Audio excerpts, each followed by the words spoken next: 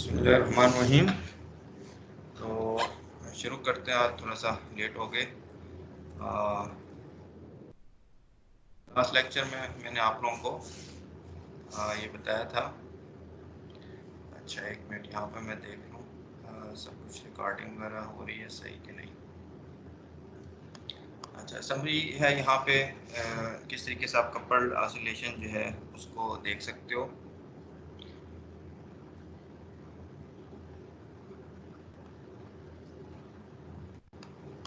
और इसमें जो है ये स्टूडेंट आ गए, तो मैथ्स समरी से शुरू करते हैं। और सबसे पहला स्टेप जो है कपल्ड ऑसिलेशन वाले प्रॉब्लम में आपको मैथ्स निकालना है, और मैथ्स मैट्रिक्स और फिर के मैट्रिक्स।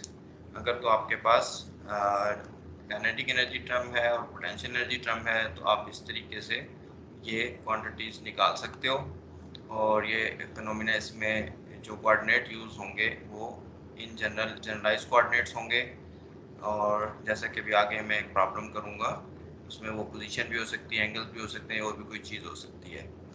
तो ये मैथ्स मैट्रिक्स या के मैट्रिक्स आप फोर्स मेथड से भी निकाल सकते हो, जैसे मैंने डिस्कस किया। ये करने के बाद आपने फिर आइगन फ्रिक्वेंसीज निकालनी है या करेक्टरिस्टिक फ्रिक्वेंसीज निकालनी है। इस इक्वेशन को यूज़ करते हुए डिटर्मिनेंट बनाना है इस मैट्रिक्स का। और फिर जब फ्रिक्वेंसीज निकल आती है, हर फ्रिक्वेंसी के कोरस्पॉन्डिंग आप आइगन वेक्टर जो है वो बना सकते हो। और आइगन वेक्टर जब बन जाएगा तो फिर उसको आप नॉर्मलाइज कर सकते हो इस कंडीशन को यूज़ करते हुए। और नॉर्मलाइजेशन कंडीशन जो है उसके बाद आप जो है ये नॉर्मल कोऑर्डिनेट्स निकाल सकते हो। आपके पास ए है, एक्स पता है आपको, एम पता है, और सबसे आखिर में आप वो डिस्कस कर सकते हो। लेट्स से कि आप किसी ईटा 1 की डिस्कस करना चाह रहे हो, तो बाकी सारे जो ईटा हैं उनको आप ज़ीरो करके इस चीज़ को एनालाइज कर सकते हो। तो फिजिक्स ऑफ मोड एस, अगर ईटा एस की आपने करनी है तो यहाँ पे मेरा ख्याल ईटा लिख लेते हैं, ईटा सबस्क्रिप्ट एस। तो बाकी सारे जो हैं वो आप ज़ीरो कर दो तो वहाँ से इसको एनालाइज कर सकते हो। स्टेप जो है वो लेट्स अप्लाई करते हैं एक एग्जांपल पे। और वो एग्जांपल मैरियन की है, जिसमें दो पेंडुलम एक स्प्रिंग के साथ बंधे हुए हैं। ठीक है, तो पेंडुलम जो है वो वाइब्रेट कर रहे हैं, ऑसिलेट कर रहे हैं, और जो एंगल है इनका एंगल ऑफ ऑसिलेशन वो स्मॉल है। तो हम हुक्स लॉ लगा सकते हैं, लीनियर अप्रॉक्सीमेशन में काम करेंगे। तो दोनों का मैथ सेम है, एम है, दरमियान में जो स्प्रिंग है वो उसका स्प्रिंग कांस्टेंट है वो कापा है। तो इसकी हमने इस प्रॉब्लम को सॉल्व करना है, इसकी आइगन फ्रीक्वेंसीज निकालनी है और डिस्क्राइब करना है नॉर्मल मोड मोशन जो है वो कैसी होगी। तो इसके लिए आप सबसे पहले हम इसकी काइनेटिक एनर्जी टर्म लिख सकते हैं। काइनेटिक एनर्जी टर्म जो है वो मुश्किल नहीं है। स्फेरिकल कोऑर्डिनेट में अगर आप देखो तो इसमें आर थीटा डॉट वाली टर्म आ जाएगी। आर जो है वो इसका बी कांस्टेंट और थीटा डॉट जो है theta 1 dot half M B theta 1 dot square, ये काइनेटिक एनर्जी टर्म बन गई। और दूसरी जो है वो half M B theta dot square. Kinetic energy term जो है वो पार्टिकल्स यानी मैसेस पे डिपेंड करती है। ठीक है, और पोटेंशियल एनर्जी टर्म आपकी जो स्प्रिंग के अंदर स्टोर है या ग्रेविटी की वजह से हाइट पे। पोटेंशियल एनर्जी टर्म आप देख लो वो किस तरीके से आप लिखोगे। पोटेंशियल एनर्जी टर्म जो है यू, इसमें अच्छा इस मैथ्स की आप पोटेंशियल एनर्जी टर्म लिखना चाहते हो, ये इसने लिखी हुई है एम जी, और ये हाइट है। ठीक है, तो यहाँ थीटा 1 की वैल्यू को अगर आप जीरो कर देते हो तो ये पोटेंशियल एनर्जी जीरो हो जाती है, जिससे आपको ये पता चल रहा है कि इसमें पोटेंशियल एनर्जी का जीरो जो है वो यहाँ पे हाँ ये यहाँ पे जो है उसको एडजस्ट किया हुआ है कि थीटा 1 की वैल्यू जब जीरो होती है, मैथ जो आपका बिल्कुल वर्टिकल पोजीशन में आ जाता है, तो वहाँ पोटेंशियल एनर्जी जीरो हो जाती है। इसी तरीके से थीटा 2, तो अब आप ये देखना है कितना ऊपर जो है ये उठा हुआ है। तो ये नीचे यहाँ से लेके यहाँ तक जो हाइट है बी में से ये डिस्टेंस आपने सब्ट्रैक्ट कर देना है, जो कि है बी कॉस थीटा।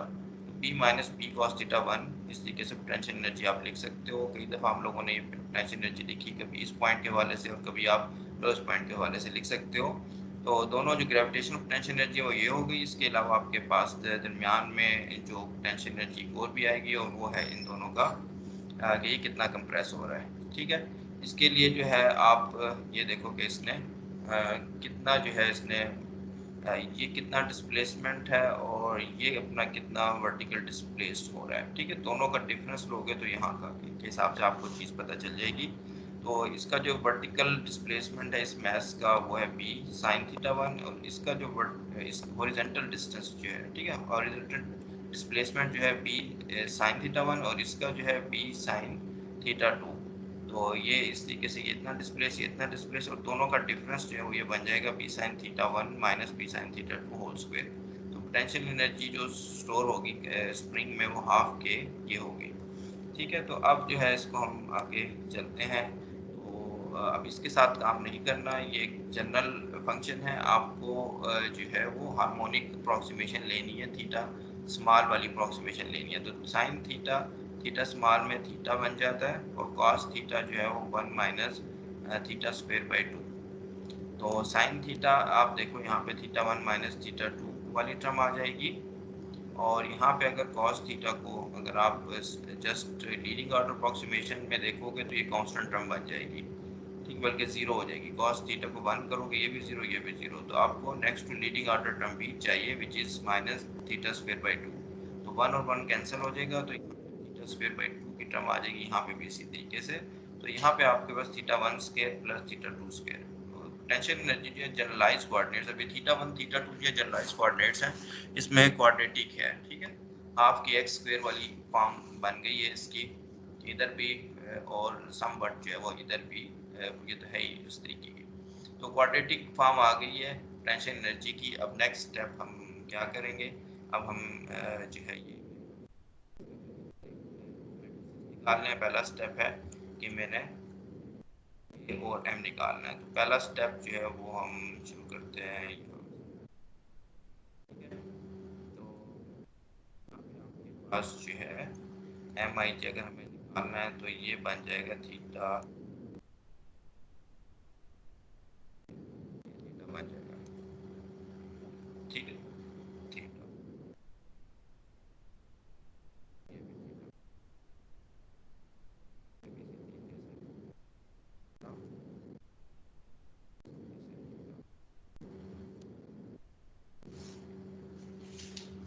ठीक है।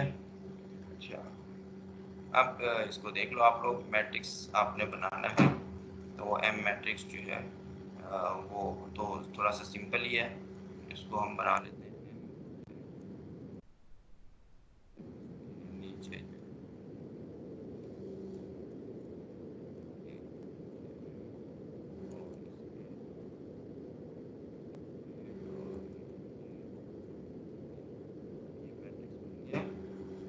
और इसमें जो है मैट्रिक्स बन जाएगा ये।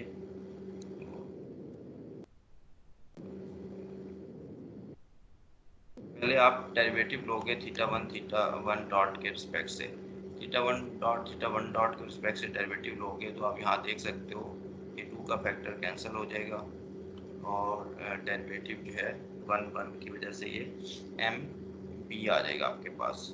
तो यहाँ पे एम, फिर थीटा वन के रिस्पेक्ट से डेरिवेटिव और थीटा टू के रिस्पेक्ट से डेरिवेटिव जब आप लोगे तो फिर जो क्रॉस टर्म क्योंकि नहीं है वो ज़ीरो हो जाएगा तरीके से। और यहाँ पे मैंने बी स्क्वायर लिखना है, बी स्क्वायर। ठीक है, अच्छा, फिर इसका डेरिवेटिव जो है टू टू वाला सिर्फ सरवाइव करेगा, वो भी बिल्कुल सेम होगा, यही आएगा जीरो। अलावा के मैट्रिक्स है उसको देख लो आप किस तरीके से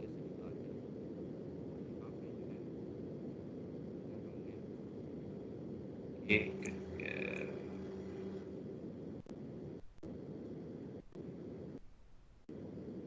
हम कर लेते हैं वन वन। अगर आपने वन वन निकालना है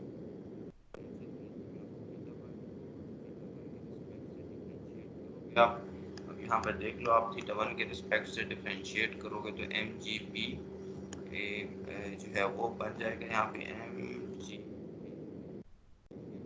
यहाँ पे थीटा 1 के रिस्पेक्ट से करोगे तो ये बन जाएगा कापा, और ये चीज़ बन गई कंप्लीट। इसके बाद इसी तरीके से आपके टू जो है वो देख लो, अगर आपके टू टू करते हो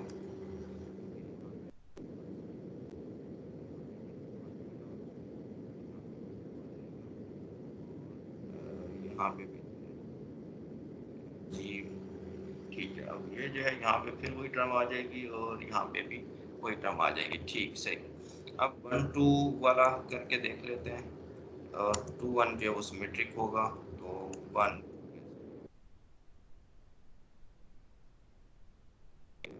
वो जो है वो 2। ठीक सही। अच्छा 1 2 एक डेरिवेटिव आप 1 का लोगे तो ये वाली टर्म आ जाएगी।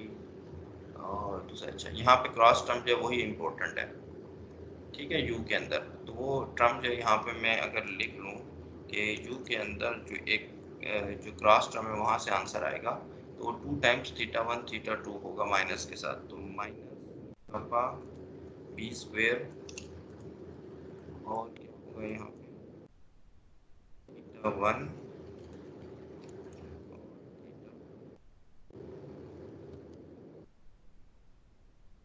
ये क्रॉस टर्म जो है यू के अंदर, इसको इस तरह लिख लेते हैं कि इसके अंदर एक टर्म ये भी होगी यू में जो क्रॉस टर्म होगी, तो उसको जो है वो ये, ठीक है।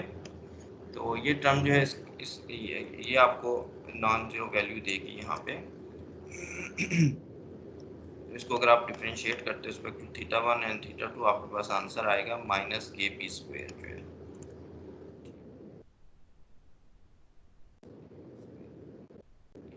ये आपकी वो बराबर होगी यहाँ पे के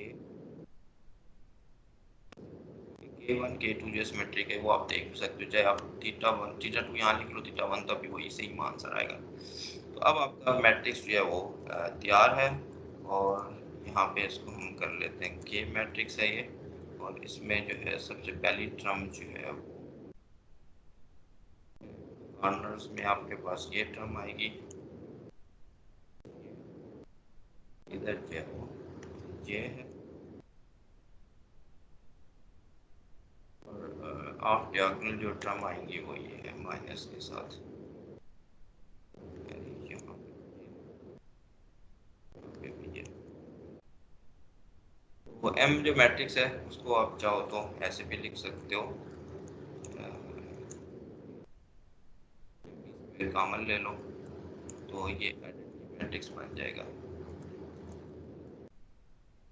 1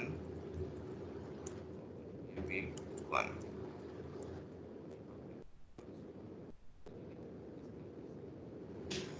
तो ये अब मैट्रिसेस हमारे तैयार हो गए, एम मैट्रिक्स भी तैयार हो गया और के मैट्रिक्स जो है वो भी तैयार हो गया।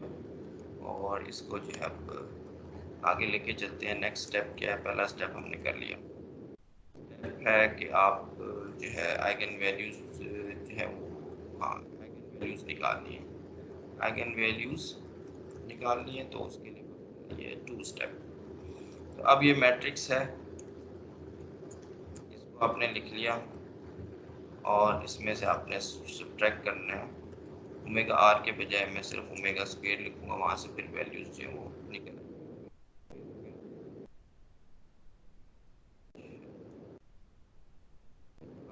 एम मैट्रिक्स आ जाएगा। एम मैट्रिक्स हमने यहाँ पे लिखा हुआ है, ये एम मैट्रिक्स स्क्वायर करके ये इस,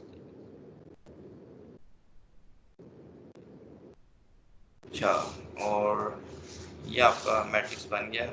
इसका डिटर्मिनेंट लेना है हमने,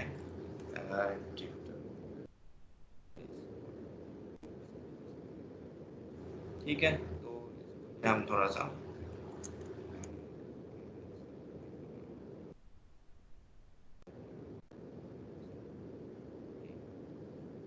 बस इसको जो है आप थोड़ा सा और सिंप्लीफाई करके भी लिख सकते हो। में क्या चीज़ बन जाएगी, ये जो ओमेगा स्क्वायर वाला फैक्टर है ये डायगोनल में आ जाएगा माइनस करके इस तरीके।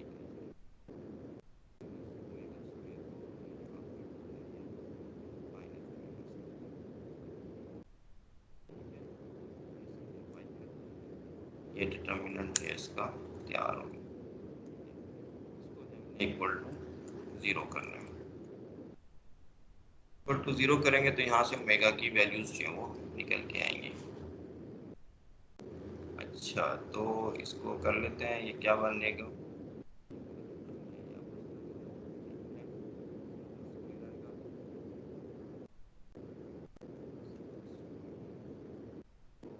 माइनस जो है ये कापा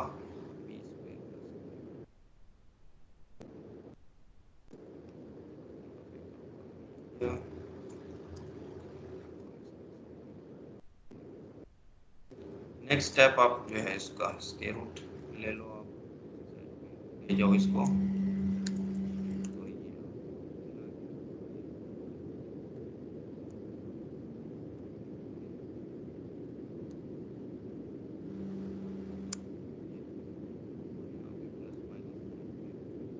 आ जाता है।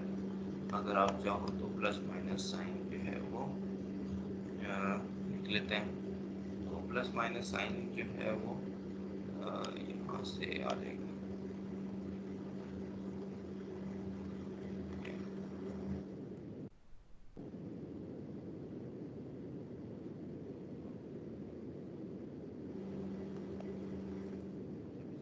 प्लस साइन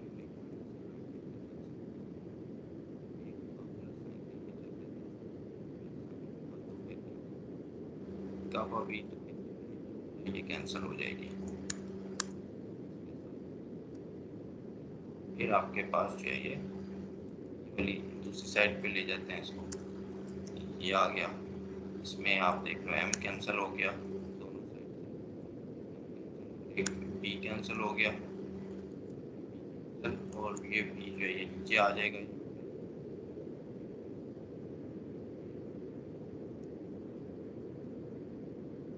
और इसका स्केल ठीक है, तो एक तो आपकी फ्रिक्वेंसी ये निकल आई, और दूसरी जो है अगर लेके चले minus sign,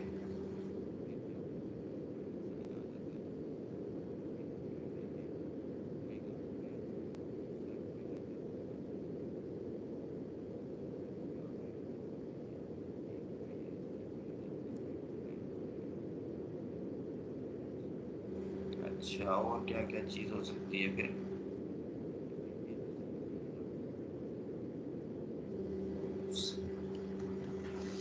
looks like someone went wrong, something went wrong। अच्छा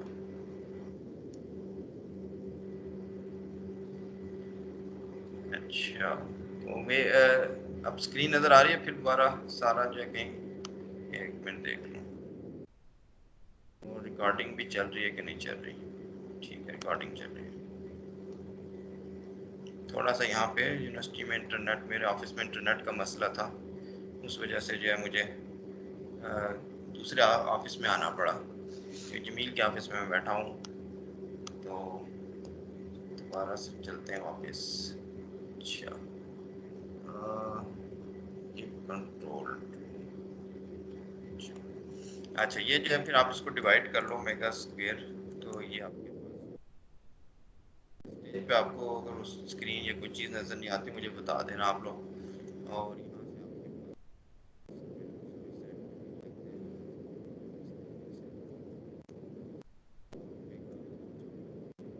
बन जाएगा यहाँ पे। जब भी एक कैंसिल होता नज़र आ रहा है इसमें, एक भी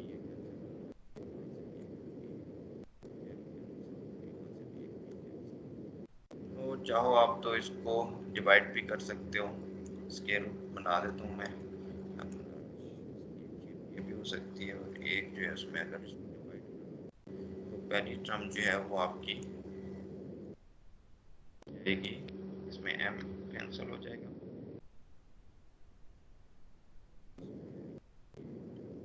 b में b, ये दो चीज़ें बन सकती हैं, ठीक है। तो मैं थोड़ा सा चेक कर लेता हूँ, कुछ नोट्स भी मेरे ऑफिस में ही रह गए, कि ये जो दो फ्रिक्वेंसीज मैंने बनाई हैं, और इसमें जो है किसको इसने ओमेगा 1 कहा है, किसको ओमेगा 2 कहा है, शायद मेरे नोट्स में भी ये लिखा हुआ हो। कि नोट्स मेरे जो उधर रह गए। सही है हो गया तो नहीं करो चलेगा ये शायद 4 साढ़े तीन तक।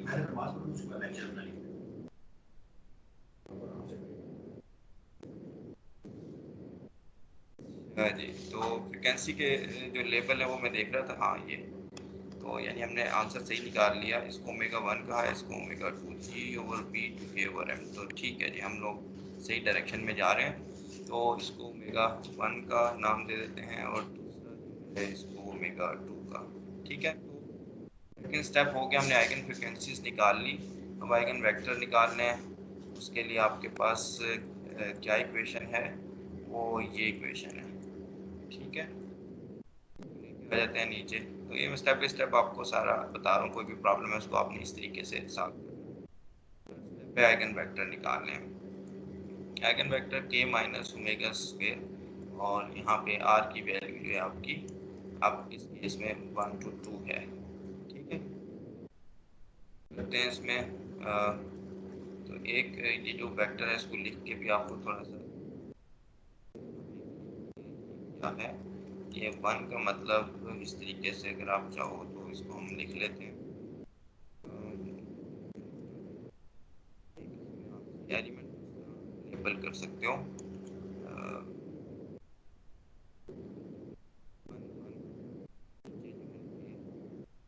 ये है वो 1 2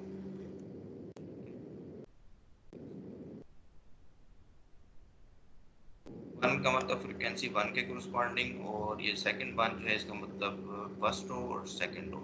तो ये हमने आइगन वेक्टर निकालना है कोरस्पॉन्डिंग फ्रीक्वेंसी।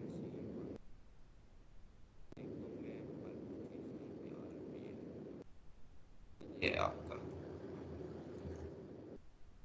आपके पास के माइनस ओमेगा स्क्वायर। यहाँ पे ओमेगा स्क्वायर में अब आपने यहाँ पे कौन सी फ्रिक्वेंसी यूज़ करनी है, 1 वाली जो है। ठीक है, ये 1 वाली जो है ये इसका स्क्वायर यहाँ पे ये ओमेगा 1 स्क्वायर।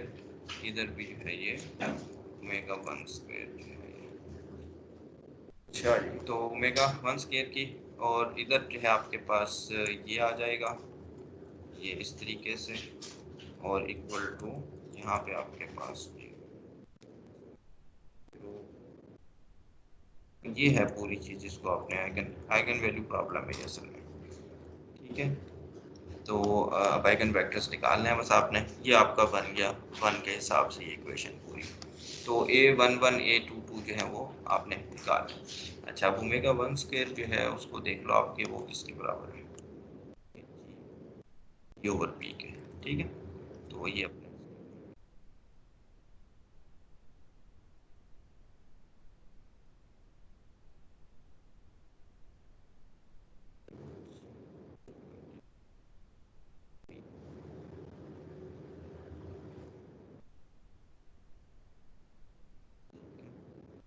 इधर भी डाल लेते हैं।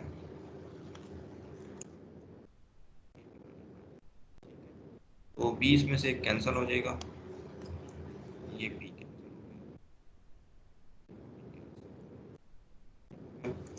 इधर से भी एक पी कैंसिल कर देते हैं।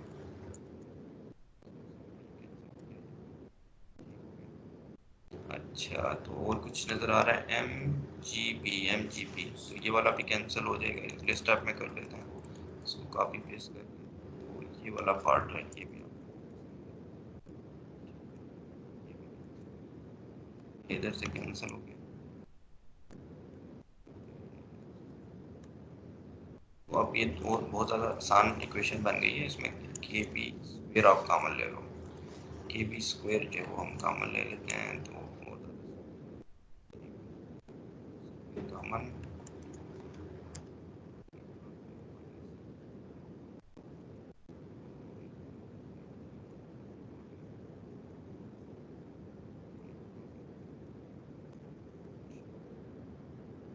ये हो गया। अब इक्वेशन आप देख लो, बड़ी सिंपल सी बन जाएगी। फिर तो ज़ीरो हो नहीं सकता।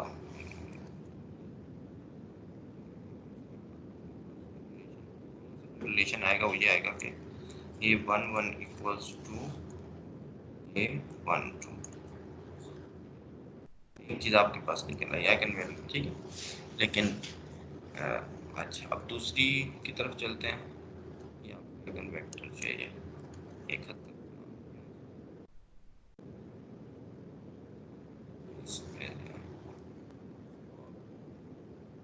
लिख सकते हो,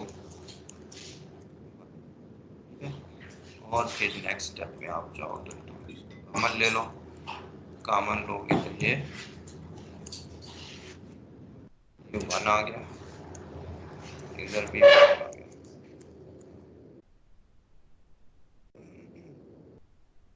ये 1 1 जो बाहर आ गया, तो ये एक आइगन वेक्टर बन गया। अब दूसरा बनाते हैं।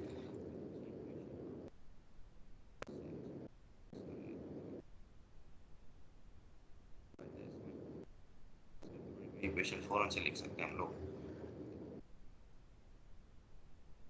क्या। और ये यहाँ पे, और दूसरा आइगन वेक्टर जो है उसको हमने कैसे लिखना है, जैसे आपका फाइंड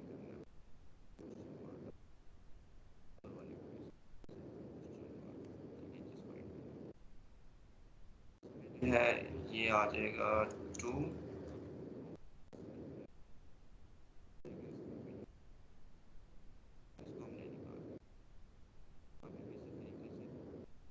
ये 2 और ये भी 1 और 2।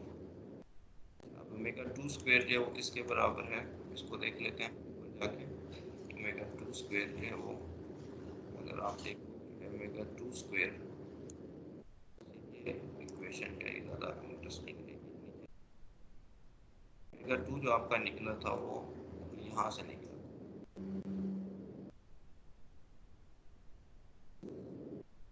किया था, ठीक है।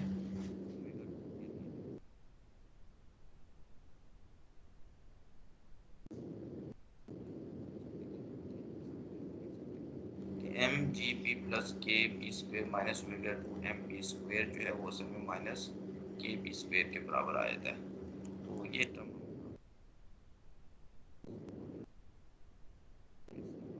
के पी स्क्वेयर हो गया, और यही चीज़ यहाँ के पी स्क्वेयर।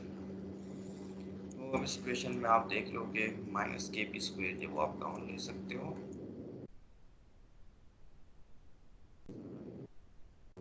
1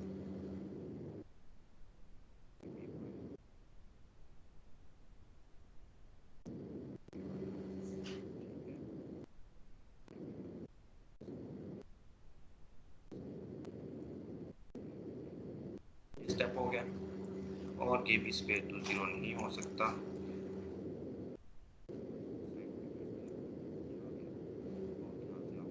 मिल रही है वो ये है कि A21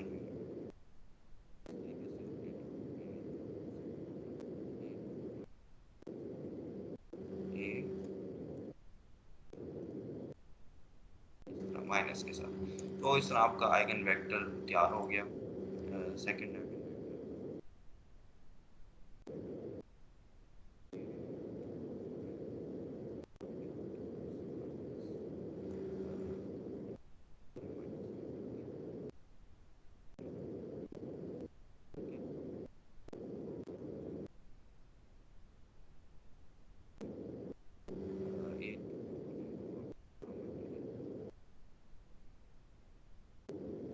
स्टेज पे अगर कोई क्वेश्चन आप लोगों के जहन में आता है, आवाज़ नहीं आती रिकॉर्डिंग में, तो मुझे बताओ टाइप करके, तो सारा लेक्चर दे दो रिकॉर्ड ही ना हो। तैयार हो गए। अब हमारा जो है वो थर्ड, ये कौन सा स्टेप था,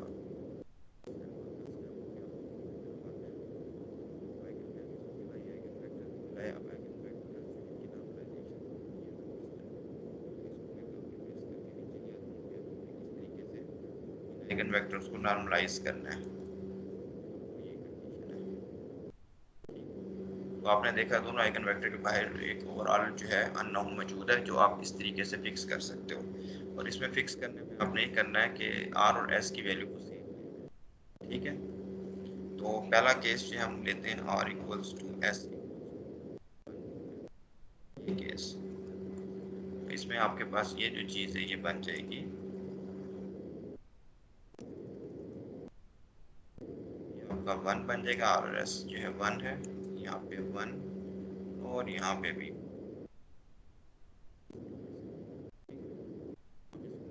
मैट्रिक्स फॉर्म में लिखते हैं। 1 में ऊपर से ले आता हूँ ताकि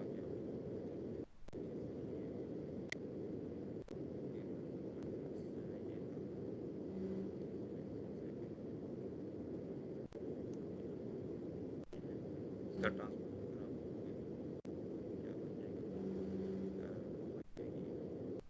तो अब जो है इसको कर लेते हैं ये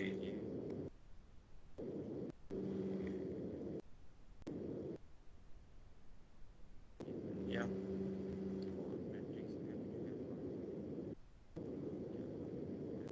एम जो है वो MB²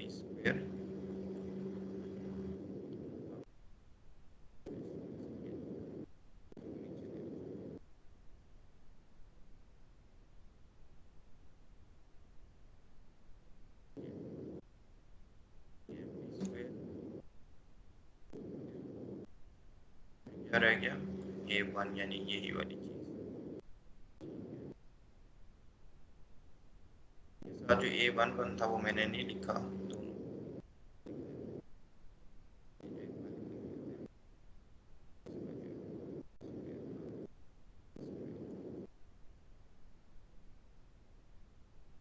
अच्छा जी। तो ये हो गया,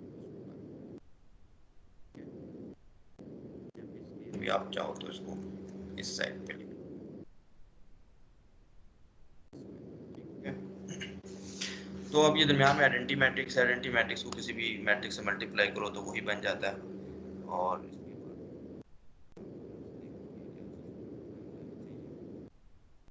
ये बन जाएगा, और फिर 1 और 1 इसको आप मल्टीप्लाई कर लो तो ये आपका ये बन जाएगा 1+1।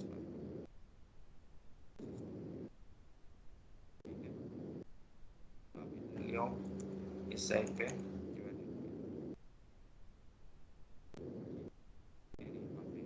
फिर को भी ले आओ आप, ये लिया, फिर रूट ले लो दोनों साइड का,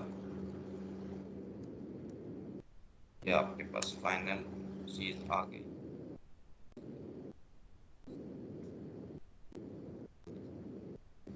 तो ये देखें क्या चीज़ बन गई, 2MB² के रूट। तो मैं चेक कर लेता हूँ फिर नोट्स में जो कहीं,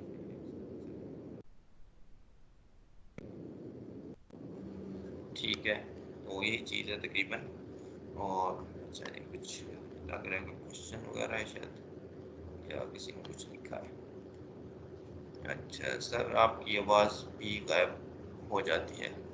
अच्छा, है, कभी आती है कभी जाती है, शायद नेट शेट का मुझे लग रहा है कोई इशू होगा। यू आर रिकॉर्डिंग, चलो अच्छा आप लोगों ने मुझे बता दिया। ठीक है, स्टेप्स इतने सिंपल है कि मेरी आवाज़ ना भी आए ना, वो सारे स्टेप्स आपको नज़र आ रहे हैं, तो इंशाल्लाह काम चलता रहेगा। अच्छा अच्छा जी, ठीक है। तो हमने अब कर लिए 4 स्टेप कर लिए। आइगन वेक्टर की नॉर्मलाइजेशन 1 1 निकाल लिया। इसी तरीके से आप देखोगे कि जो 2 2 है वो भी 1 1 निकाल लिया, तो 2 2 भी आप देखोगे सिमिलरली करके मैं लिख देता हूँ, 2 2 की भी यही वैल्यू निकलेगी। ठीक है, आप लोग निकाल लो इसको सिमिलरली। A11 A22 में ज़्यादा इंटरेस्टेड नहीं हूँ, नॉर्मलाइजेशन वाला स्टेप इतना कोई इम्पोर्टेंट नहीं है वो। अब इसके बाद वाला जो है वो इम्पोर्टेंट है, वो है आइगन मोड्स कैसे निकालने हैं आपने, नॉर्मल कोऑर्डिनेट्स जो है। तो इसके लिए अब स्टेप 5 है, स्टेप 5 की तरफ चलते हैं। स्टेप 5 इसमें देख लो आप, सबसे पहले हम निकालना चाहते हैं ईटा 1। ईटा 1 जो है उसके करस्पॉन्डिंग यहाँ पे भी 1 लिखना आपने, और अब ये किसके बराबर है, अच्छा, अब इसमें ये चीज़ कॉपी कर लेते हैं, ये सारा काम है।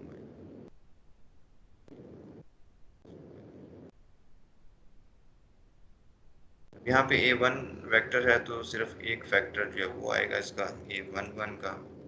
M मैट्रिक्स है वो मैंने लिख दिया ये, और यहाँ पे आपके पास X मैट्रिक्स है तो यहाँ पे आपने X ये जो है वो X1 नहीं लिखना बल्कि क्या लिखना, यहाँ पे जो हमारा X जो था वो θ1 है तो आप थीटा लिख लो यहाँ पे, ठीक है, थीटा लाइज कोऑर्डिनेट जो है, और यहाँ पे θ2 हो गया। तो बस ये तैयार है, इसको सिंप्लीफाई कर लो आप लोग, देख मैथमेटिक्स इसको कंपाइल करके सिंप्लीफाई करता है कि नहीं बना, थोड़ा सा वो कंफ्यूज हो गया इसमें।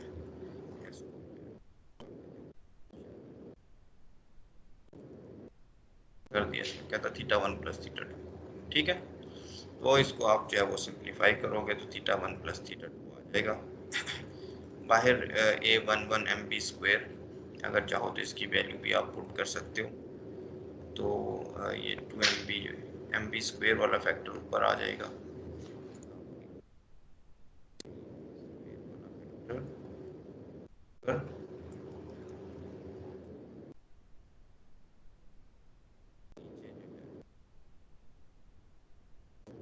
इसका स्क्वायर रूट ये बन गया, और यहाँ पे θ1 प्लस θ2 जो है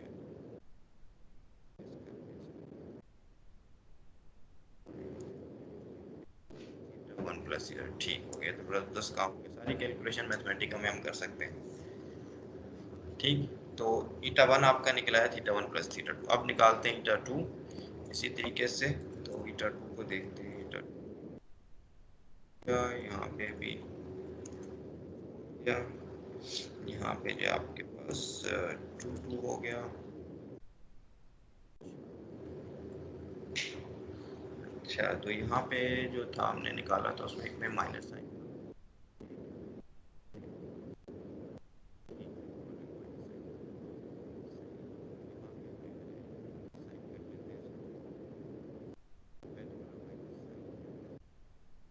एक और यहाँ पे सारी चीज़ होगी, तो आप ऑटोमेटिकली गैस कर सकते हो क्या चीज़ बनेगी। तो मैं भी कर सकता हूँ लेकिन ये दोनों का डिफरेंस ही बनेगा। देखते हैं मैथमेटिकल में, इसको डॉट कर लेते हैं, डॉट, और यहाँ पे भी जो है 2 माइनस θ1, तो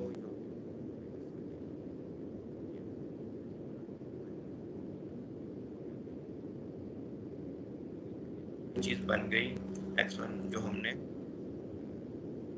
ऐसे स्प्रिंग के साथ अटैच करके आइगन मोड्स निकाले थे, उसमें आपने x1 x2 x8, ओहो ये तो 23 मिनट्स की बैटरी रहेगी।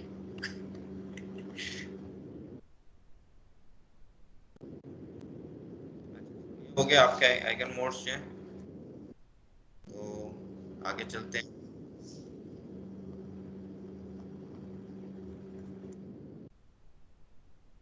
फिफ्थ हो गया ये, सिक्स स्टेप है फिजिक्स, ठीक है।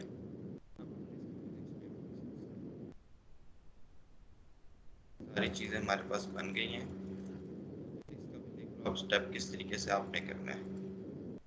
फिजिक्स ऑफ मोड ईटा के लिए अब हम करेंगे,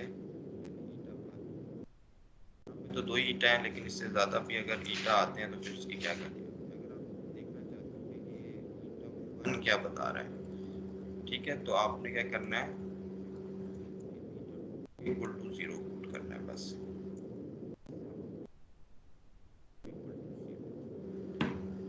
ईटा 2 इक्वल टू 0 करना है, इक्वल टू 0 पे कर लो, उससे आपको ईटा 2 जो है इसको जब आप 0 करोगे तो आप ईटा 2 के बराबर निकल आएगा।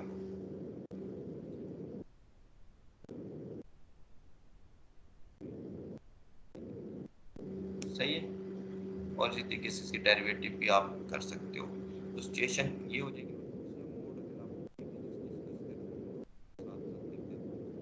सो मोड ईटा 2 की फिजिक्स देखनी है तो ईटा 1 को 0 कर दो।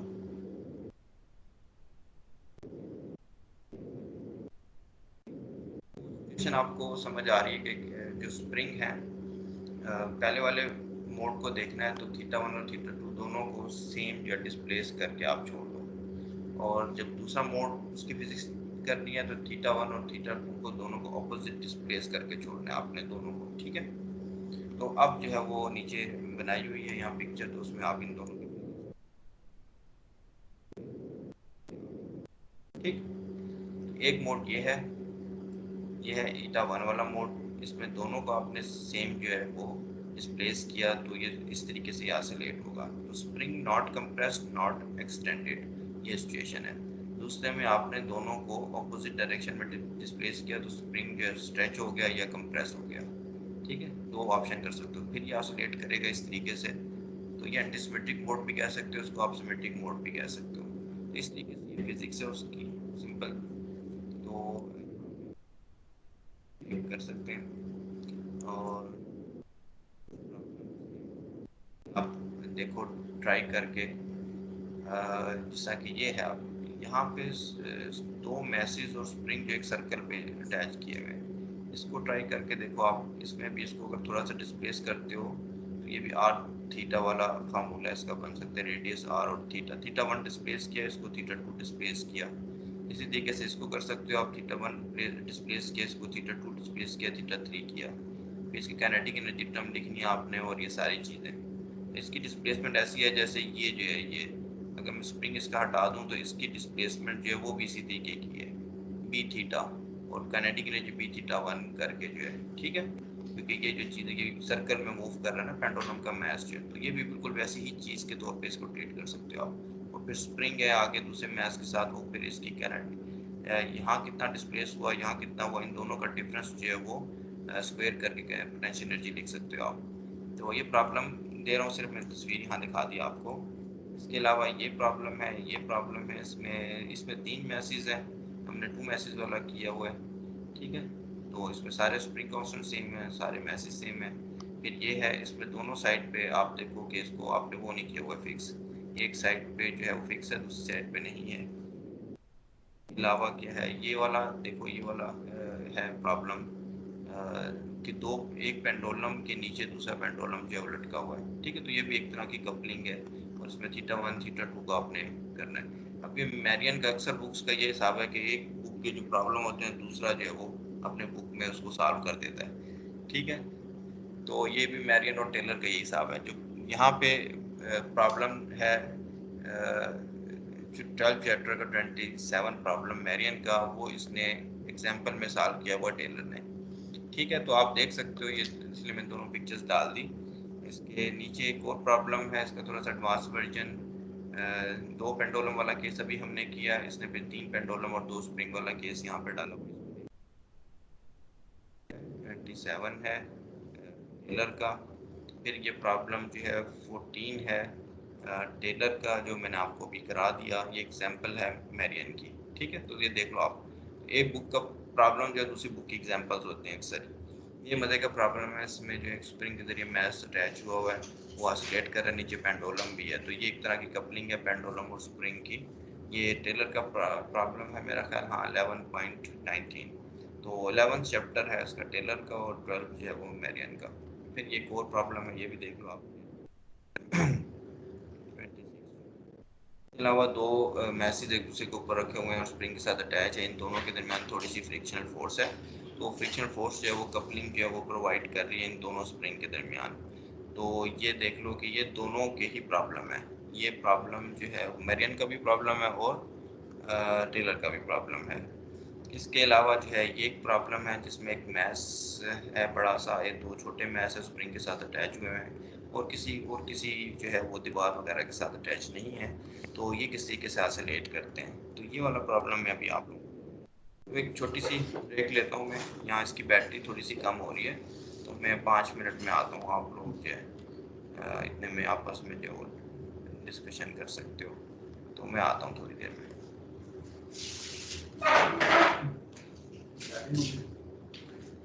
वो बैटरी तो ठीक चल रहा है, यहाँ सही चल रहा है। हाँ तो बच्चा रोज आ जाएगा, खुद ही होता है। नहीं वो उधर भी कोई मसला नहीं, मतलब जब भी हो तो कोई मसला नहीं, खुद ही होता है।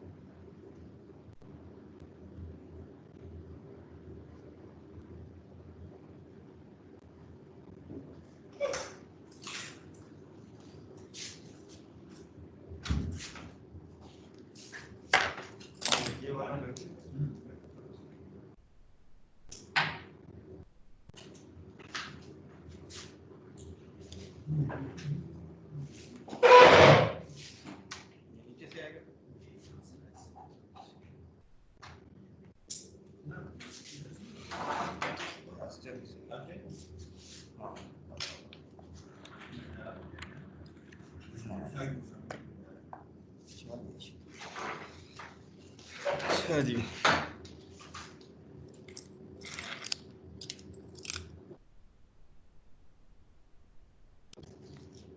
सही। अच्छा अब आगे चलते हैं। और तो यही प्रॉब्लम है इस जो का है, मैरियन का जो है ये पूरा टॉपिक है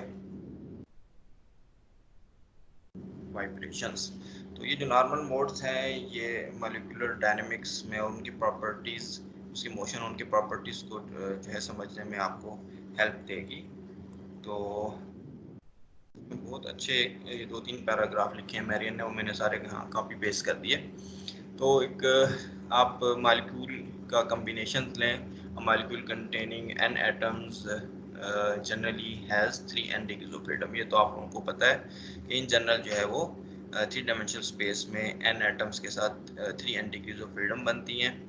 और इसमें जो है ये सारी की सारी जो है इसमें 3 जो है वो ट्रांसलेशनल मोशन, रिजिड बॉडी के तौर पे अगर आप इसको देखते हो कि वो अभी आप आपस में उनकी वाइब्रेशनल मोड्स कोई नहीं है, रिजिड बॉडी के तौर पे इसको ट्रीट करते हो, तो आपको पता है कि 3 जो है वो उसकी ट्रांसलेशनल डिग्रीज ऑफ फ्रीडम होती हैं और 3 जो है वो उसकी रोटेशनल डिग्रीज ऑफ फ्रीडम होती हैं।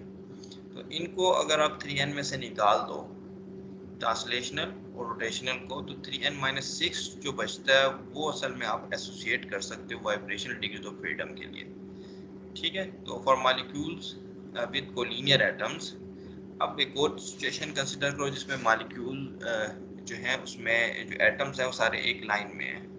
ठीक है, तो इसमें क्या होगा, इसमें एक रोटेशनल डिग्री ऑफ फ्रीडम जो है वो मिसिंग होगी, वो होगी जो उस लाइन के अलोंग उनका रोटेट होना है। ठीक है, क्योंकि वो एक लाइन में सारे पड़े हुए हैं, उस लाइन का घूमना, उसका साइज 0 है, तो उसकी सारी जो है रोटेशनल डायनेमिक्स जो है वो इनसिग्निफिकेंट होगी।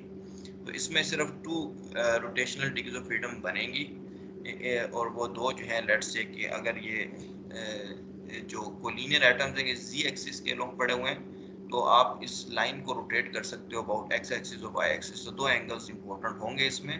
तो for molecules with collinear atoms only 2 possible rotational degrees of freedom exist. ठीक है, because rotation about the axis through the atoms is insignificant. तो इन दिस केस में क्या होगा, आपके पास 3n-5, तो एक जो है वो रोटेशनल डिग्री ऑफ फ्रीडम जो कम हो जाती है। ठीक है, तो 3n-6 के बजाय 3n-5 डिग्री ऑफ फ्रीडम बच जाती हैं वाइब्रेशन के लिए जो है ऐसे केस में। अच्छा, इसके बाद क्या है, वो सारी इसने सिचुएशन यहाँ पे डिस्कस की हुई हैं, वो आप देखते जाओ। अब इसके बाद इसे क्या, we want to consider here only the vibrations occurring in a plane. अब प्लेन की बात कर रहा है, वी एलिमिनेट द प्लेन में। अगर आपसे पूछा जाए कि कितनी translational rotational degree of freedom होती हैं, तो प्लेन में दो एक्सिस होते हैं, एक्स और वाई। तो एक्स एक्सिस के अलोंग ट्रांसलेशन हो सकती है और वाई एक्सिस के अलोंग हो सकती है, तो ट्रांसलेशनल डिग्री ऑफ फ्रीडम बनेगी। और प्लेन में आप रोटेशन कर सकते हो एक ही, तो 1 रोटेशनल डिग्री ऑफ फ्रीडम। तो इस लिहाज से so motion in the plane there are, और टोटल जो n एटम्स के लिए बनेगी वो बनेगी 2n डिग्री ऑफ फ्रीडम। तो 2n degree of freedom total है, इसमें से आपने 2 ट्रांसलेशनल और 1 रोटेशनल निकाल दी, तो 2n-3 बन गया। तो 2n-3 जो है वो वाइब्रेशनल मोड्स बनेंगे प्लेन के मोड्स बनेंगे 2n-3, और 3 डायमेंशन में कितने हैं, 3n-6। तो 3n-6 में से आप 2n-3 निकाल दो, तो वो मोड्स मिलेंगे आपको जो उस प्लेन से बाहर के मोड होंगे, यानी कि ट्रांसवर्स होंगे। ठीक है, तो n-3 degrees of freedom for vibration of atoms out of the plane. इस चीज़ को मैं दोबारा रिपीट कर देता हूँ। तो पहले आप ये समझ लो कि 3 डायमेंशनल में जो आपके वाइब्रेशनल मोड्स हैं वो है 3n-6। अब अगर आपको किसी प्लेन के पता चल जाए कि प्लेन में कितने वाइब्रेशनल मोड्स हैं, वो वाइब्रेशनल मोड्स जो जस्ट प्लेन में वाइब्रेशंस की वजह से आते हैं, तो इन दो को सब्ट्रैक्ट करके आप वो वाइब्रेशनल मोड्स बता सकते हो जो कि उस प्लेन के परपेंडिकुलर हैं, जो आउट ऑफ द प्लेन है, या ट्रांसवर्स भी कह सकते हो आप उनको। ठीक है, तो प्लेन के हमें पता है वाइब्रेशनल मोड्स किस तरह निकाल सकते हैं। प्लेन में 2n डिग्रीज ऑफ फ्रीडम मौजूद है, और उसमें 2 ट्रांसलेशन हो सकती है और एक जो है वो रोटेशन हो सकती है। तो वो हो गया 2n-3 वाइब्रेशनल मोड्स हमें पता चल गए। प्लेन में 2n-3 होते हैं, और जो है 3 डायमेंशन में 3n-6 होते हैं। दोनों का डिफरेंस किया तो n-3 निकला। तो इतनी डिग्रीज ऑफ फ्रीडम आपकी बनेगी आउट ऑफ द प्लेन, जिसको आप ट्रांसवर्स जो है वाइब्रेशनल मोड्स भी कह सकते हो। ये हो गया प्लेन के हवाले से। अब आप एक लाइन के हवाले से भी ये चीज़ देख सकते हो। लाइन के हवाले से उसने क्या बताया कि एक for n atoms there are, ये तमाम n एटम्स जो हैं वो एक लाइन में पड़े हुए हैं। ठीक है, तो अब इनके अगर पूछा जाए कि इनके कितने लॉन्गिट्यूडनल मोड्स होंगे, कितने ट्रांसवर्स होंगे, ठीक है, तो वो किस तरह निकालेंगे। तो एक लाइन में जो है n डिग्री ऑफ फ्रीडम होते हैं। ठीक है, अलोंग द लाइन अगर वो रिजिड है तो उस बॉडी है तो उसमें बस एक ट्रांसलेशन मोशन आप कर सकते हो, उसमें रोटेशन कोई नहीं होती। तो n-1 जो है उसके अंदर वाइब्रेशनल मोड्स होंगे। एक लाइन में n एटम्स जो पड़े हुए हैं उसमें सिर्फ एक ट्रांसलेशन मोड पॉसिबल है कि सारे के सारे एटम जो एक डायरेक्शन में दौड़ना शुरू हो जाएंगे दूसरी में, उसको अगर आप निकाल दो तो बाकी तमाम मोशन ऐसी होंगी जिसमें वाइब्रेशंस होंगी, और वो होगी n-1। ठीक है, तो n-1 वाइब्रेशन मोड्स आपको पता चल गए। तो अब जो है पता चल गया। इसके बाद ऐसे लिखा है if a total of 3n-5, और हमें ये पता है कि 3n-5 वाइब्रेशनल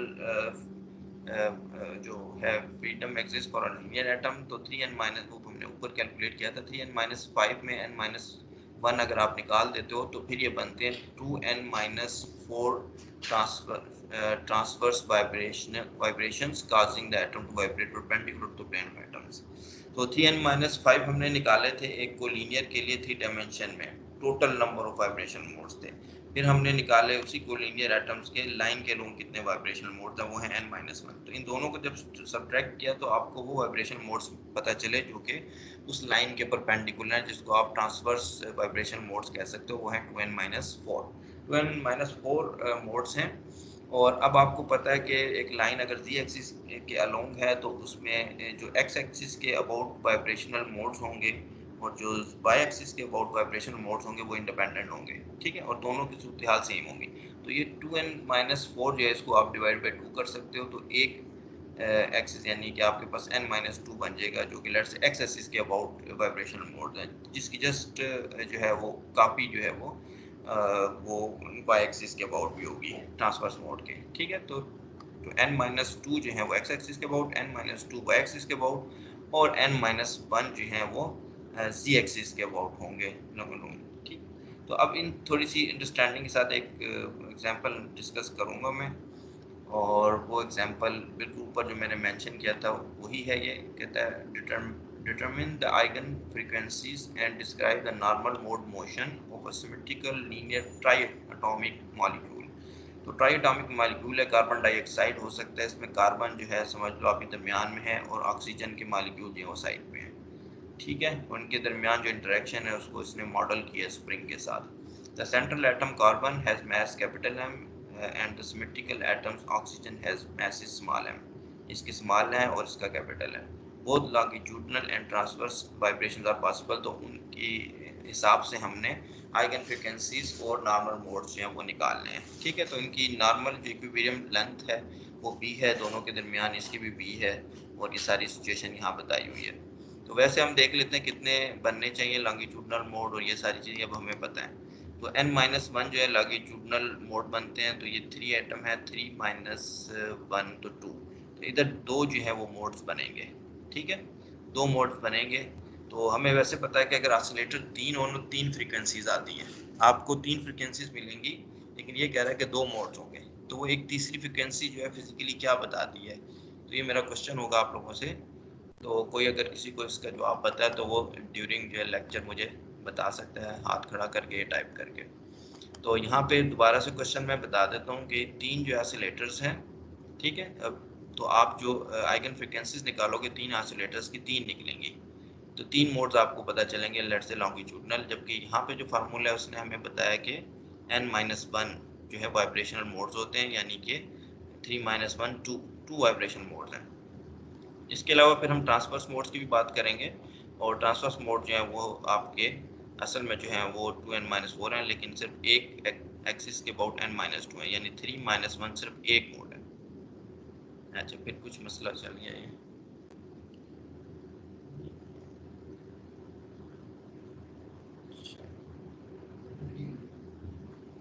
हाँ नेट सही है, पता नहीं।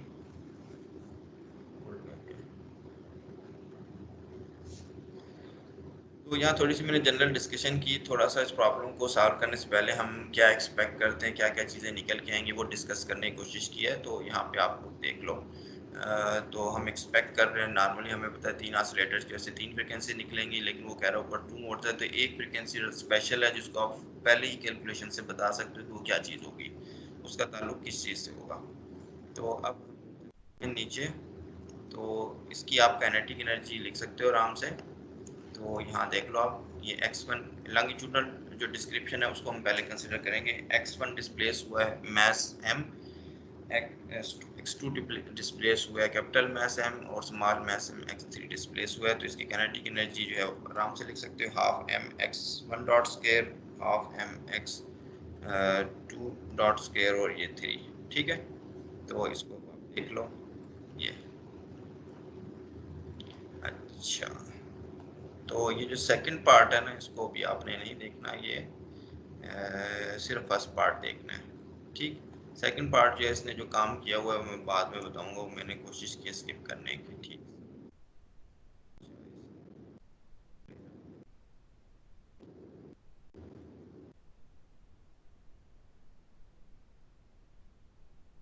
दो चीज़ें चाहिए बस हमें, काइनेटिक एनर्जी और पोटेंशियल एनर्जी।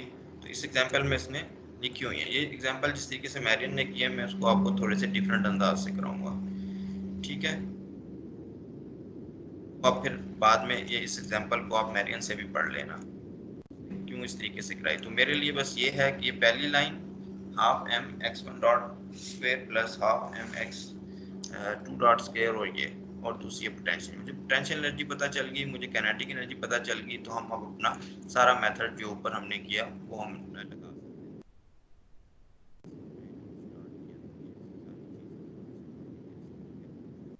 पहले हमें एम और के चाहिए, ठीक है। तो इसको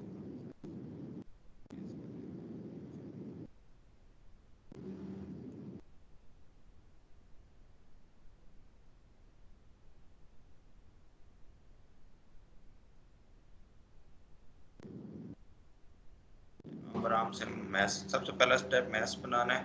मैथ स्टेप अब आप, तो मैथ जो बनेगा यहाँ पे,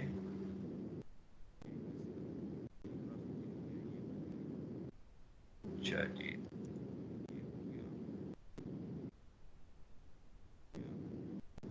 और यहाँ पे आपके पास मैथ जो है वो छोटा है,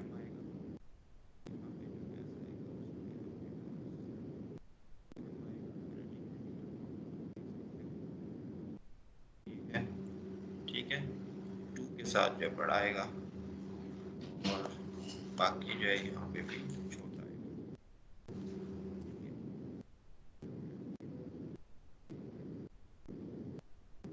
तो और ये भी जीरो। तो ये आपका मैथमेटिक्स जो तैयार हो गया। ये इसके बाद पोटेंशियल एनर्जी वाला मैट्रिक्स के मैट्रिक्स है, उसको हमने तैयार करना है। पोटेंशियल एनर्जी का फार्मूला आपके सामने लिखा है, मैं डेरिवेटिव जो है जल्दी जल्दी जो है वो ले लूँगा ताकि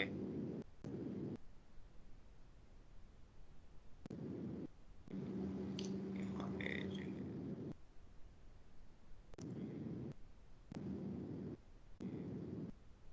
ठीक है। अब वन वन के रिस्पेक्ट से अगर आप डेरिवेटिव लेते हो तो आप यहाँ पे देख लो, वन वन के रिस्पेक्ट से ये है एक्स वन स्क्वेयर है और हाफ के वन कापा वन। तो यहाँ पे कापा डेरिवेटिव जब लोगे दो तो ये कापा वन आ जाएगा यहाँ पे। तो ये पहली जो चीज़ है इसमें आपके पास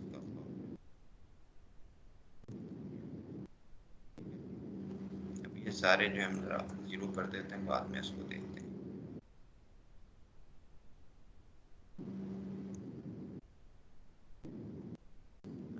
इसके बाद डायगोनल वाले पहले निकाल लेते हैं, टू टू, दो derivative respect to X two जब आप लोगे तो यहाँ पे भी मौजूद है, तो यहाँ पे कापा वन आ जाएगा, और यहाँ पे भी मौजूद है तो यहाँ पे कापा वन फिर आ जाएगा। तो इसका मतलब है टू टाइम्स,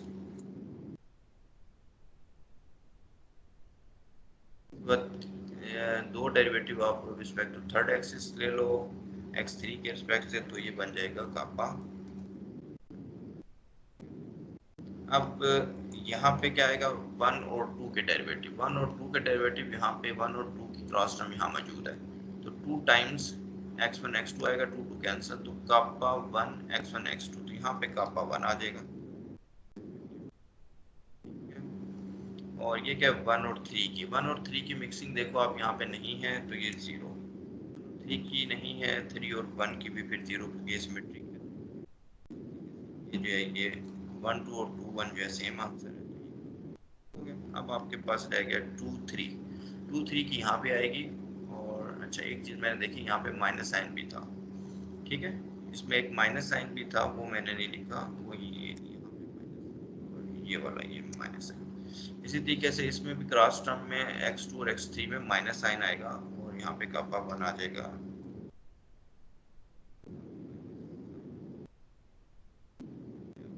ये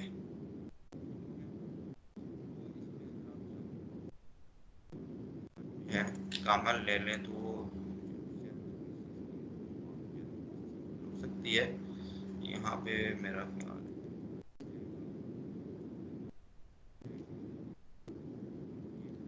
है तो ये टू हो गया।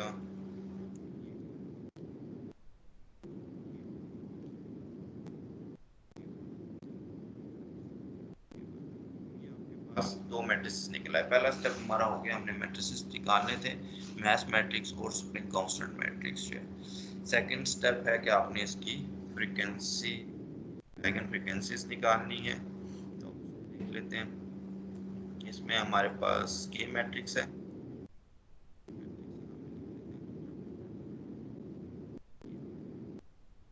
माइनस ओमेगा स्क्वायर, और फिर आपके पास एम मैट्रिक्स है, वो लिख लेते हैं यहाँ।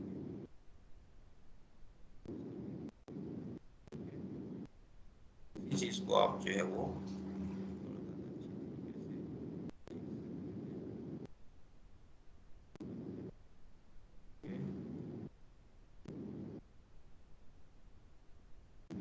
तो यहाँ पे अब हमारे पास कापा 1 डायगोनल में जो चीजें हैं यहाँ पे आ जाएगा कापा 1, अच्छा, माइनस ओमेगा स्क्वायर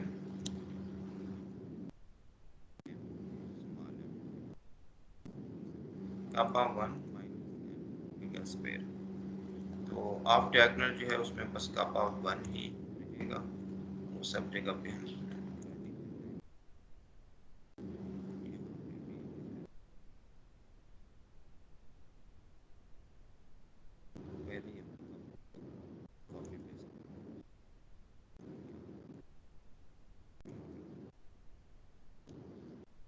और यहाँ पे जो है डायगोनल एंट्रीज में आपने बस ये सब्ट्रैक्ट करना है। यहाँ पे जो है कैपिटल एम आ जाएगा, यहाँ पे जो है फिर माइनस, ये चीज़ है जिसका डिटरमिनेंट हमने निकालना है। डिटरमिनेंट भी आप सॉल्व कर सकते हो, तो देखते हैं,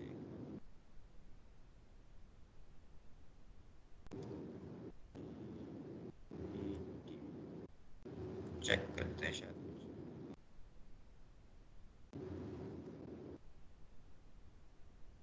निकाला इसने, डिटरमिनेंट शायद निकाल दिए।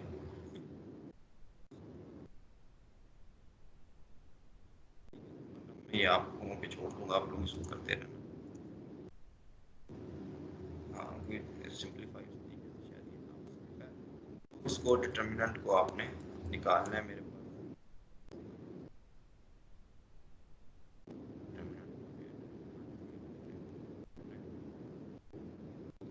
क्या आंसर मेरे पास है यहाँ पे कहीं ना कहीं, देख लेता हूँ।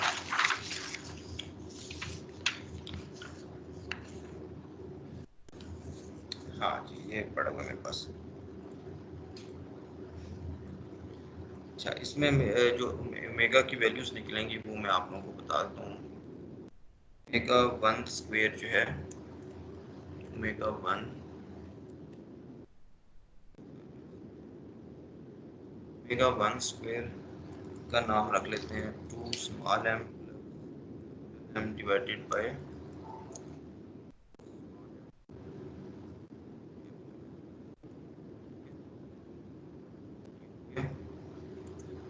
और ओमेगा 2 जो है उसको देख लेते हैं, ओमेगा 2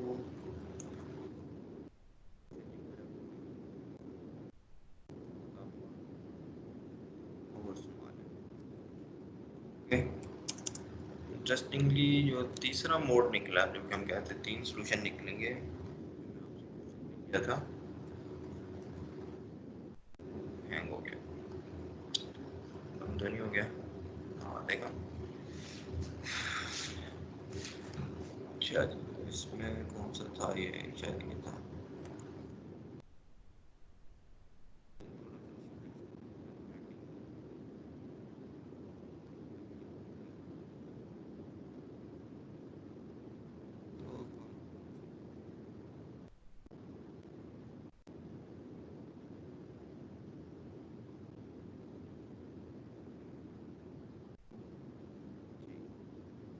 तो अच्छा, जो मैंने ओमेगा 1 ओमेगा 2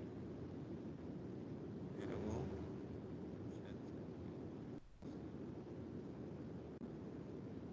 ओमेगा 1 जो है दोबारा से लिखना पड़ेगा,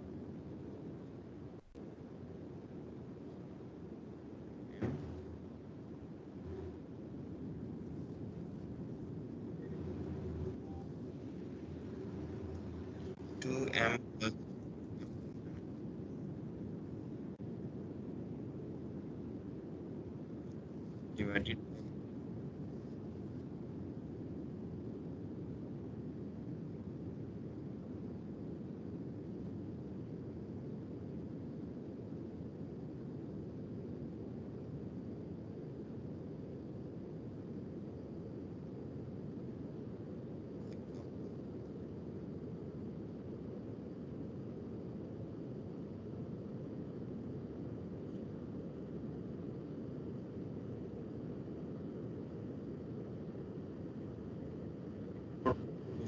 पता चला था एक वोट में था वो जीरो निकला। इनका जीरो का मतलब क्या होगा? फ्रीक्वेंसी जो है जीरो है, इनफिनाइट, यानी वो ऐसी मोशन है जो अपने आप को इनफिनाइट टाइम में शायद रिपीट करे, यानी रिपीट नहीं कर रही। जो रिपीट नहीं कर रही तो वो क्या है? वो ट्रांसलेशनल मोशन है। तो ये जो ओमेगा 3 आपका निकला जीरो, इसकी फिजिक्स ये है कि ये इसके अंदर एक जो मोशन है वो ट्रांसलेशनल मोशन है। तो ऊपर भी जो हमने एनालिसिस की थी उसमें वो ट्रांसलेशन मोशन निकालने के बाद वो n-1 बना था, तो दो मोड्स वो आपको बता रहा था लीनियर में, तो यहाँ वो चीज़ निकल के भी आ गई। ट्रांसलेशनल मोशन जो है या मोड, ट्रांसलेशन मोड का मतलब होगा कि तीनों जो है मैसेज जो सेम डिस्प्लेसमेंट के साथ जा रहे हैं, चाहे राइट या लेफ्ट, वो तीनों में पूरे, यानी पूरी जो आपका मॉलिक्यूल है वो सेम जो है वो उसमें वाइब्रेशन नहीं है बल्कि ट्रांसलेशनल है। तो ये आगे चलते हैं, आइगन वेक्टर जो है वो निकालते हैं। आइगन वेक्टर जो है ये इक्वेशन है इसकी, अब इसमें बन जाएगा एक और मेरा ख्याल ये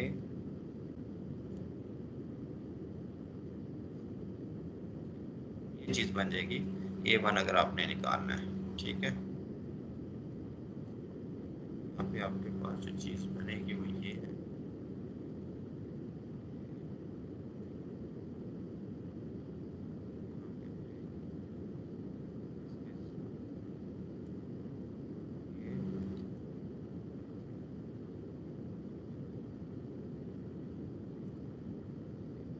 ये इक्वेशन है आपकी, और यहाँ पे आपके पास है,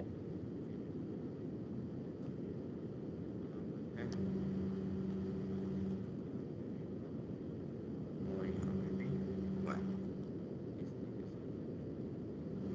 तो ये चीज़ भाई, अब ओमेगा 1 स्क्वायर जो है वो आप लोग यहाँ पे पुट कर लो। तो अब यहाँ कुछ मुझे स्टेप जो है वो करने पड़ेंगे, मिस जो है।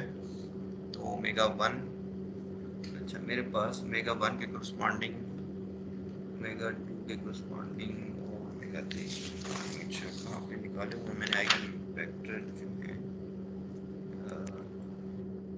Excuse me sir. ठीक, अच्छा ओमेगा 1 का जो मेरे पास फाइनल है वो मैं लिख देता हूँ आप लोगों को, आप सॉल्व कर लो इस इक्वेशन को, आपको जो मिल जाएगा।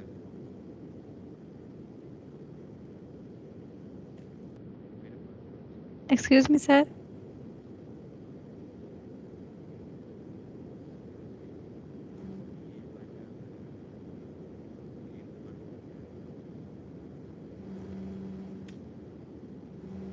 ये 1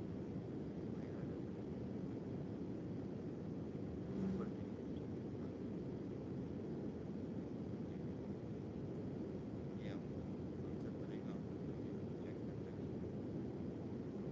इसके बाद ओमेगा 2 है, फिर ओमेगा 3 है, इसी तरीके से आपने चलना है। बस मैं आंसर जो है ये लिख देता हूँ आप लोगों को। कुछ क्वेश्चन आया कन्वर्सेशन का। अच्छा सर आपकी आवाज़ नहीं आ रही मेरी आवाज़ वैसे निकल भी नहीं रही है अच्छा चलो, मैंने असल में स्पीकर जो है वो उसकी आवाज़ कम की थी, ऐसा ना हो कि उसकी वजह से माइक्रोफोन की भी हो जाती है कम। अच्छा अच्छा, हाँ, अब आप लोग जो है आवाज़ आ रही है अब आपको? यहाँ देख लो आप A1 जो है वो निकाल लिया, इसी तरीके से आप A2 जो है वो निकाल सकते हो। दोबारा बता देना अगर आवाज़ आपको नहीं आ रही। ये 2 जो है, ये भी हो सकता है आप लोगों के इंटरनेट का मसला ना हो, ये भी आप लोग देख सकते हो। बार बार मैं थोड़ा सा चेक भी कर लूँ कि रिकॉर्डिंग भी चल रही है कि नहीं। रिकॉर्डिंग जो है वो भी ठीक है, चल रही है। ये है सबसे इम्पोर्टेंट भी, ये बार बार आप लोग देख के समझ सकते हो। फिर अगर इस लेक्चर से रिलेटेड कोई क्वेश्चन होगा तो वो नेक्स्ट लेक्चर के शुरू में मैं पूछूंगा, तो आप लोग मेरे से पूछ सकते हो, तो उसका भी मैं जवाब दे दूंगा अगर अभी आप लोग नहीं कर पाए। ठीक है, तो इसके बाद A2 है। A2 में का जो रिज़ल्ट है वो इस तरीके का है कि इधर A11 आ जाता है, यहाँ पे कैपिटल एम, तो ये बन गया A2 का। मैंने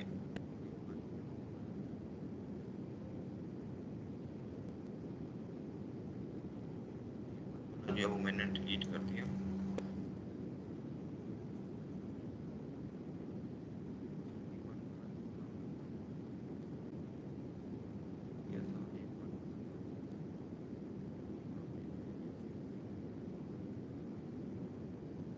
A2 वाला जो है वो थोड़ा सा, मैं भी शायद स्लो ही बोल रहा हूँ। A2 वाला जो है A11, और ये ठीक है, बस मैं यहाँ पे आंसर अब निकालना तो मुश्किल नहीं है। 3 और 3 में क्या है, A13 यहाँ पे सारे जो ये 1 हो जाते हैं। ये 3 जो है ये निकल आए आइगन वेक्टर्स। तो हमारा अब नेक्स्ट स्टेप जो है वो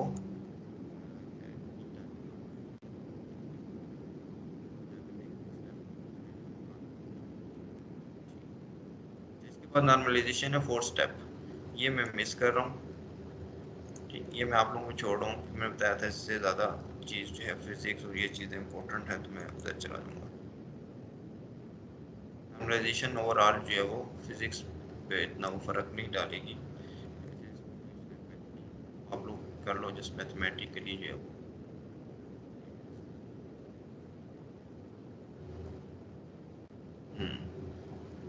तो ये वाला 4th पार्ट आप करो। ईटा जो है आप कर लेते हैं, ईटा 1 ये हो जाएगा, ईटा 2 और ईटा 3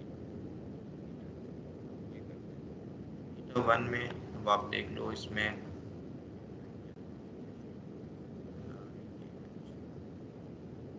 आपके पास यहाँ पे 1 2 आ गया,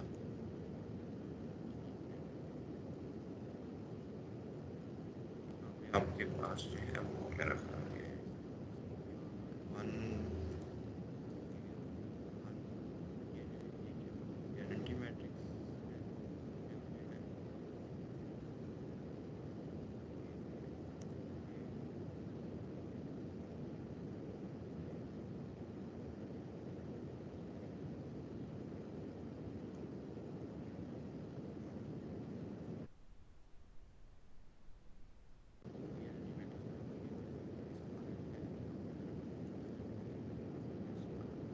ठीक है, तो हाँ, तो मैं लिखते लिखते जो है बहुत हल्का बोलना शुरू कर देता हूँ, शायद उस वजह से आपको आवाज़।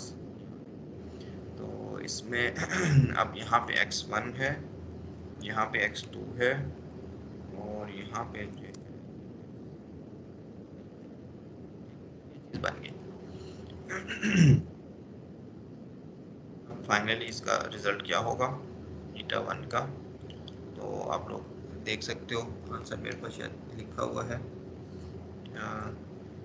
इसमें जो है ये, अगर इसको मल्टीप्लाई करो तो m1 आ जाएगा, और फिर इसको मल्टीप्लाई करोगे तो 0 होगा, और फिर ये करोगे तो m, तो फर्स्ट और थर्ड मुझे लग रहा है कि वही सिर्फ आएंगे यहाँ पे। तो ये जो है अगर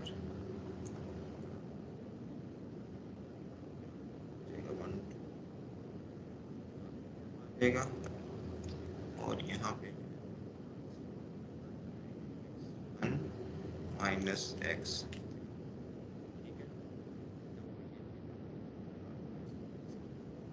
नेक्स्ट कर देते हैं। नेक्स्ट में भी फिर इसी तरीके से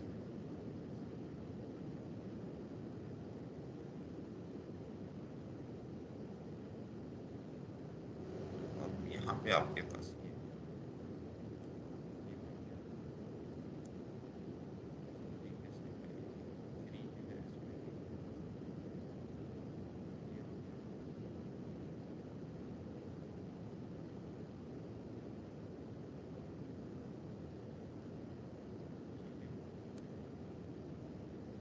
अच्छा, अब इसमें आप देख लो सेकंड आइगन वेक्टर जो है वो क्या है इसमें। वन वन और माइनस ये वाली वैल्यू यहाँ पे हम डाल देते हैं, ये वाली थर्ड वाले में सारे वन हैं इस तरीके से। तो ये वाला जो आपका बन जाएगा ये ए वन वन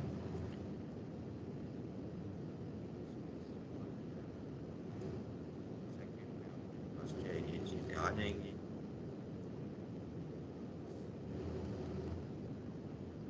x1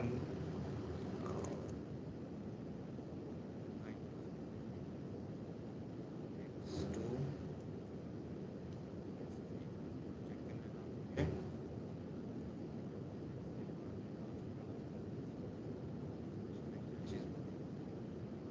ये बन गया ए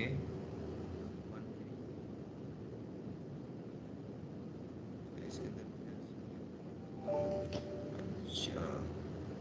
x1 प्लस आपके पास कैपिटल M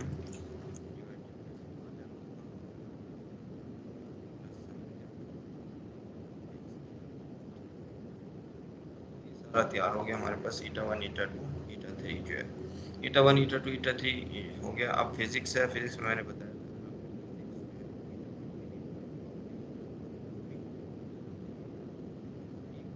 जीरो के इक्वल जो है पुट करना है।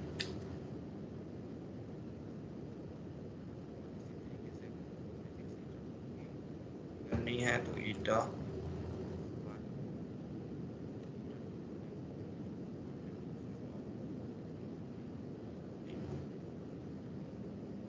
इसके बाद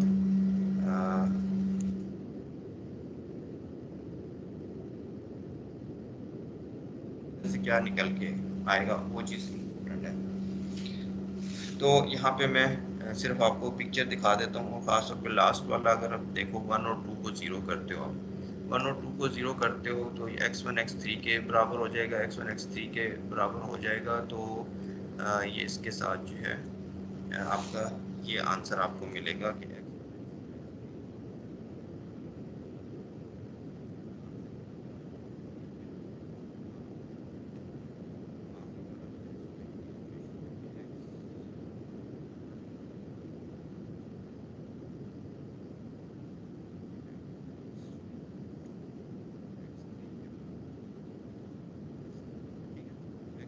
x3 जो आपको बराबर मिलेगा सेम। इसका मतलब ये हुआ कि तीनों मॉलिक्यूल सेम डिस्प्लेस हो रहे हैं, इसका मतलब ट्रांसलेशनल मोशन है। ठीक है, बाकी जो दो हैं उनके आंसर ये मैं लिख देता हूँ, चलो यहाँ पे जो है वो x1 equals to minus x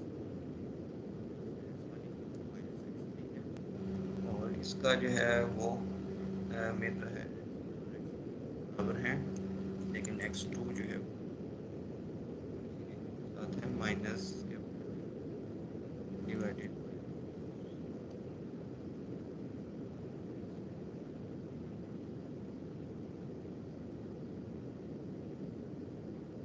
तो बस अब इनकी फिजिक्स है, इसकी मैंने बता दिया आपको। थर्ड की फर्स्ट और टू की तकरीबन सेम ही है जो हम ऊपर भी डिस्कस करते आए हैं।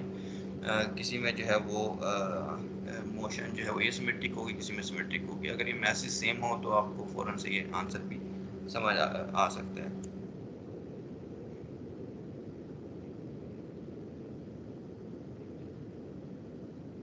तो ये मोड वन है जिसमें आप देख लो कि वन और थ्री जो है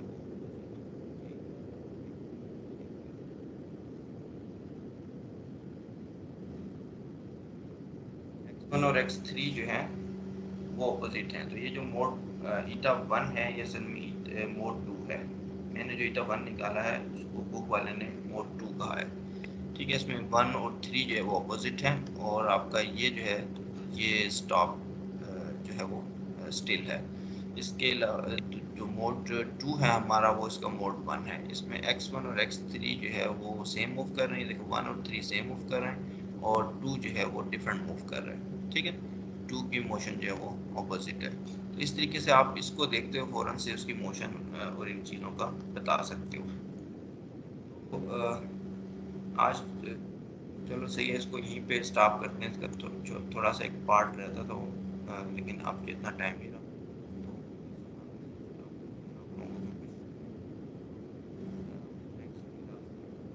क्वेश्चन कर सकोगे। तो नेक्स्ट में बस एक छोटा सा पार्ट रह गया, तो ये वाला टॉपिक जो है ये हमारा ख़त्म हो जाएगा। ये छोटा सा था बस। इस देख लो आप, इस चैप्टर में भी और पीछे इनर्शिया टेंसर वाले में भी जो मैथमेटिकल टूल है वो आपका मैट्रिक्स को किस तरह डायगोनलाइज किया जाता है, किस तरह उसकी आइगन वैल्यूज़ निकाली जाती हैं, किस तरह उसके आइगन फंक्शंस जो हैं या आइगन वेक्टर्स निकाले जाते हैं और उनकी फिज़िक्स क्या है। इनर्शिया टेंसर में जब आप उसको डायगोनलाइज करते हो तो आपको जो है वहाँ पे आइगन जो फ्रीक्वेंसीज निकलती हैं उसको प्रिंसिपल मोमेंट ऑफ इनर्शिया कहते हैं, लैम्डा 1 लैम्डा 2 लैम्डा 3। और उसके जो आइगन वेक्टर निकलते हैं उसको प्रिंसिपल एक्सिस कहते हैं। प्रिंसिपल एक्सिस की अहमियत ये होती है कि उन डायरेक्शंस में एंगुलर मोमेंटम और एंगुलर वेलोसिटी सेम डायरेक्शन में होती है। और यहाँ पे क्या फिजिक्स है, यहाँ पे जब आप इन मैट्रिसेस को इनके डायगोनलाइजेशन कर रहे हो तो यहाँ पे आप एक कपल्ड अनकपल्ड में जो है वो कर रहे हो। हेलो, यहाँ पे जो कपल्ड मोशन है उसको आपने डीकपल कर दिया, अनकपल्ड कर दिया, और वो तकरीबन सारे के सारे जो हैं वो